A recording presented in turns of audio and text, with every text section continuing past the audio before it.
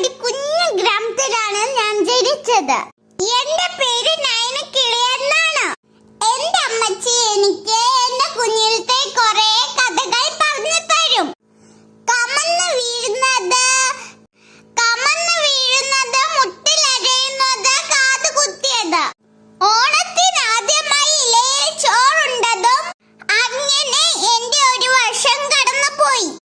ആദ്യത്തെ ബർത്ത്ഡേയും പല്ല് മുളയ്ക്കുന്നതും, ഇടയ്ക്കിടയ്ക്ക് വയ്യാതായി ഹോസ്പിറ്റലിലായതും, നിറയെ സമ്മാന പൊതികൾ കിട്ടിയതും, മുടിയില്ലാത്തത് കാരണം ഇടയ്ക്കിടയ്ക്ക് മുട്ടയടിക്കേണ്ട വന്നതും, അങ്ങനെ ഒരുപാട് കഥകൾ അമ്മ പറഞ്ഞ് കേട്ടിട്ടുണ്ട്. തുടർന്ന് ബർത്ത്ഡേകൾ പലതും കഴിഞ്ഞു.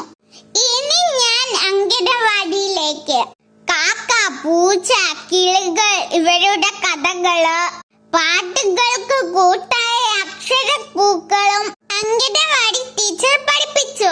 അവിടെ നിന്ന് കിൻഡർ ഗാർഡനിലേക്ക്.